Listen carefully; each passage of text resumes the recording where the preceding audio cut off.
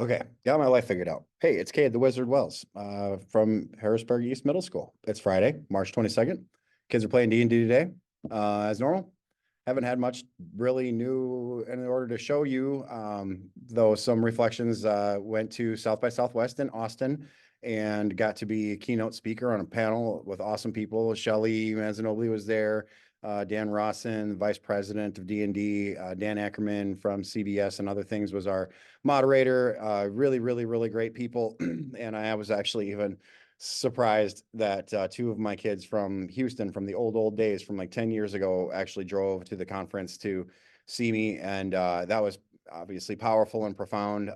Neat story that they met in D&D club. And now 10 years later, they're still friends, still hang out, and still have the relationship that was built back in ninth grade in Greens Point in Houston. So that was really neat. I'm going to put the link for that session on this video. So if you want to see the impact that this is having on people and kids and the interest that it's gaining in the educational world, that link will be there. You can watch that. That's great.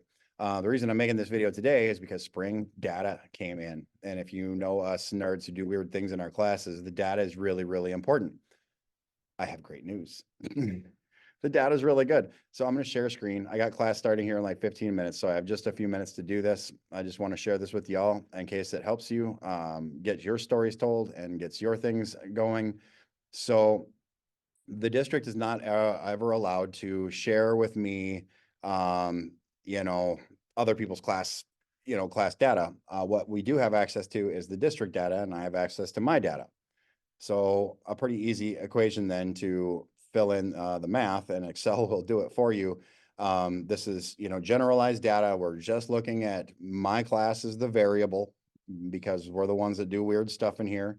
Following the scope and sequence of everybody else, generally doing, I don't want to say I approach it similarly, but anyway, we're the outliers basically because of D&D and a heavy based idea of product-based learning and experiential learning, which means there is an experience that goes with the learning, and product-based learning, of course, means you make something in the end. So you put those two things together, they basically equal D&D, because that is what D&D is. So I want just to run through this data really quick and explain really what it means to me and what it says about what we're doing in here.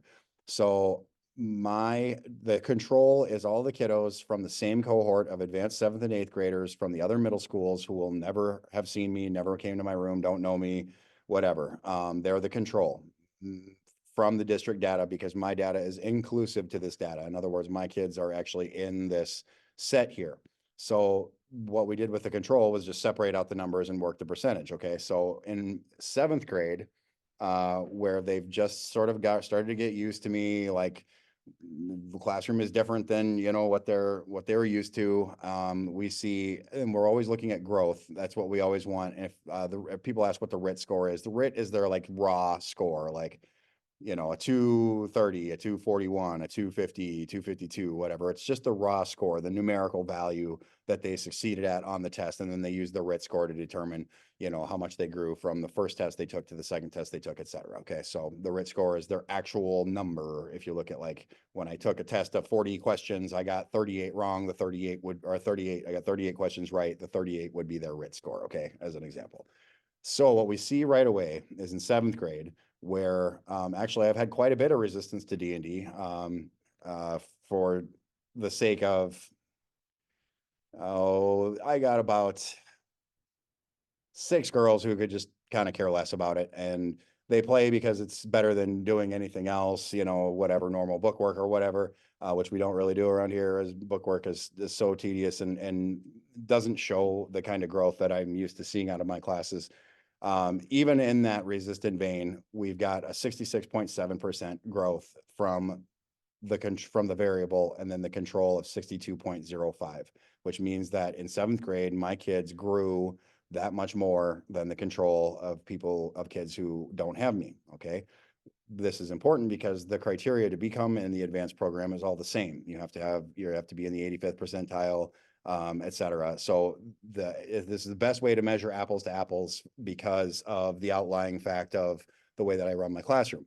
So 66.7% growth over 62.05% growth. So already in 7th grade, that tells the story. This is much cooler.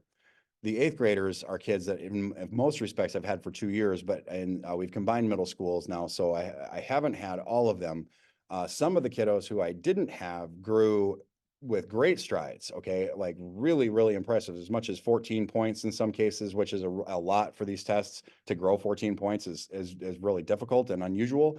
And we did see that 10, 12, 14, 15 even points. If we look at me, the variable of 75% growth, say percentage of students who met or exceeded their projected score, 75% of my kiddos did better, met or did better than the expectation, versus the 61.8% of the kids who did not have me.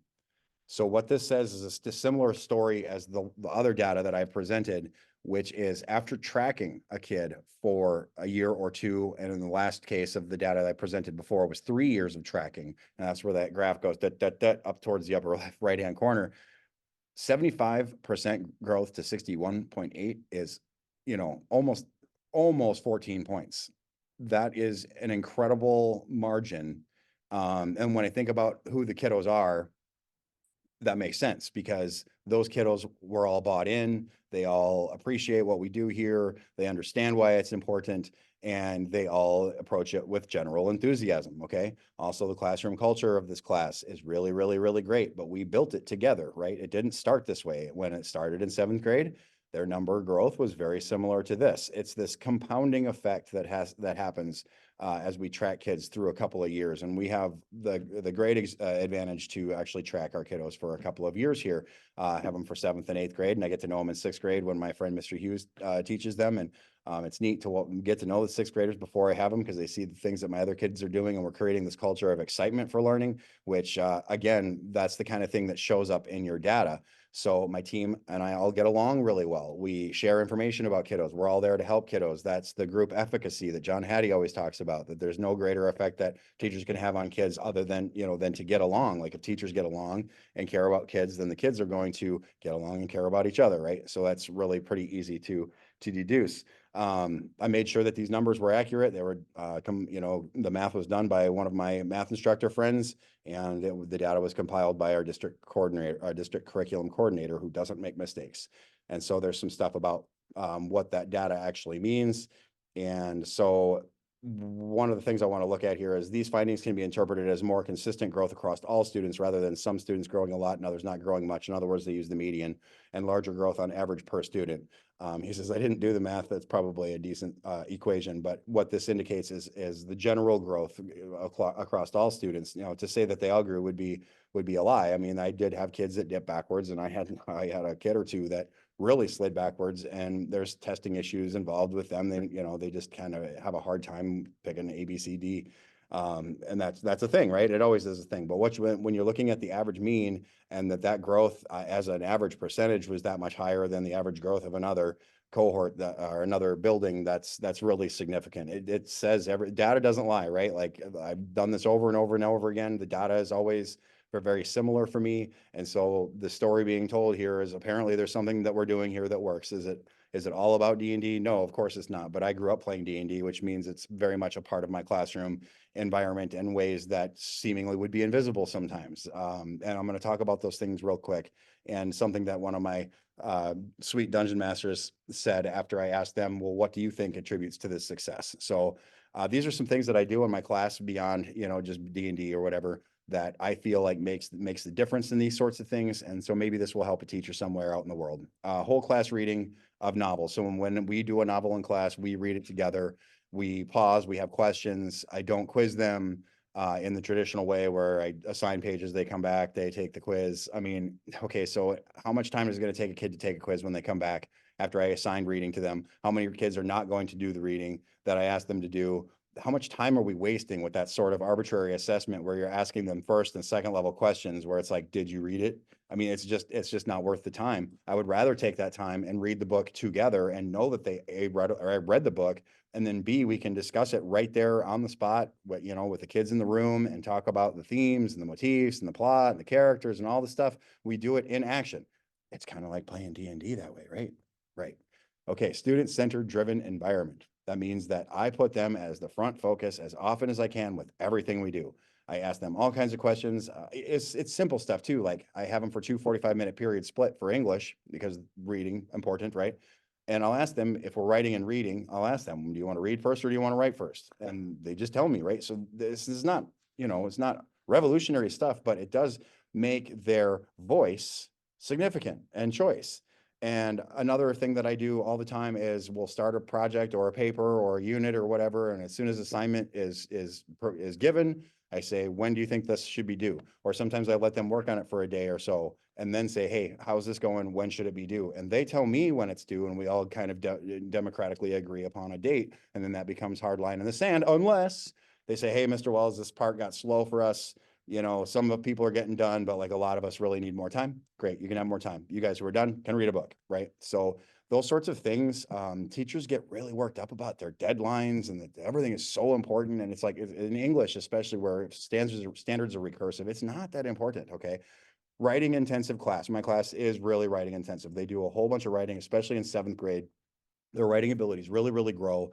And we do writers workshops every time they write a piece. Someone will read it. 2 people will read their writing and give them feedback based on the rubric. And then I get it and I do a review of that kid's work, considering the 2 sets of feedback that they got. This means that a child in my class will read 2 people's papers, 1, 2, 3, 4, 5, 6, 7, 8, 9, 10, 12 times a year. They're seeing someone else's writing, looking at it critically in terms of finding out what they can do to help their peer become a better writer. And they themselves they have 2 people reading. And so you really create this culture of helpfulness, and they're not always accurate and the feedback is not always right.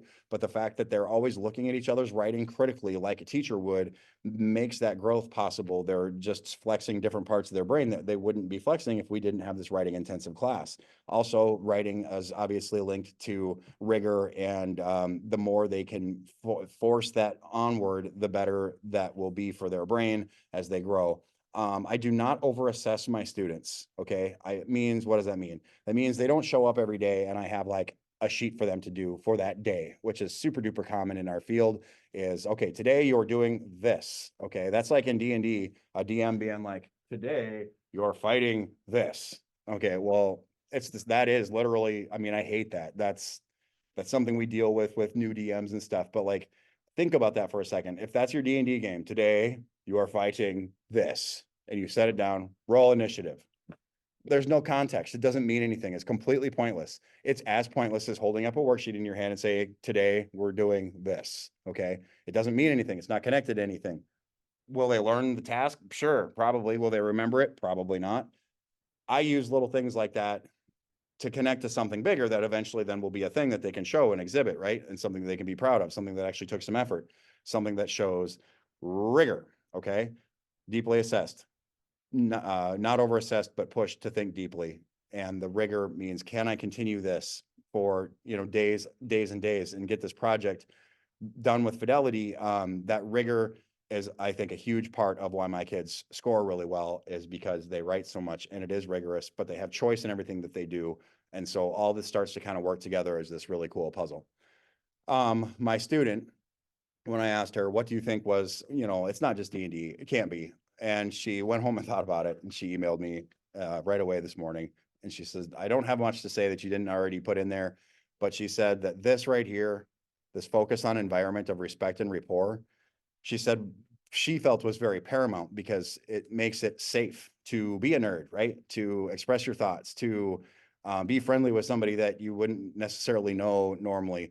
But she seemed inclined that that my focus on an environment of respect and rapport, that I'm just super kind to them and I care about them and I listen to them and I help in any way that I can. And now my 8th graders, like, I'm really bored in normal class because all my models are done for the project that they're doing. So I don't have to make anything and they don't need my help anymore. So I'm just like, da, da, da, da, da. And if I'm all current on grades and stuff, they're like literally nothing for me to do. Then we get to like the D&D stuff, and D&D isn't the only instance of this that we do, collaborative and cooperative activities.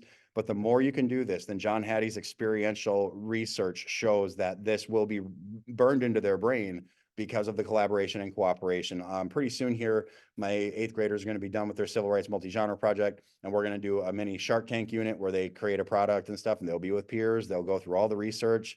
And again, that will be remembered forever. They're going to remember being with their friends and doing this. And so those things are well researched. Everybody knows that they work really well. I do these things very frequently, and I feel like that is critical to the success that we saw. From the conference, there were lots of follow-ups, lots of interviews, lots of people that wanted to, talk and that sort of thing.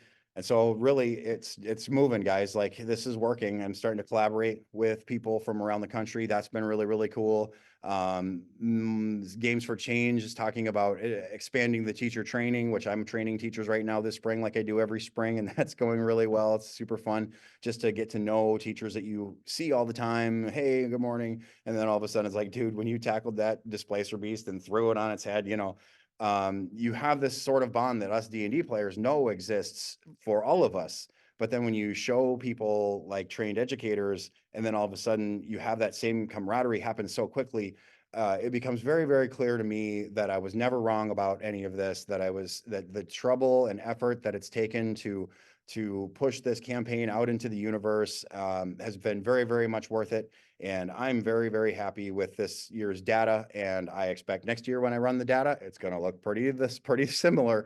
So, play D&D with your kids, start a club after school, do it in class if you got, the gall to do it like I did. And reach out if you need my help, because if you haven't done it before, you'll probably need a little help. This is Kade the Wizard Wells. I got to go. Bell's going to ring any second. Hope everybody's living the dream. Have a great day.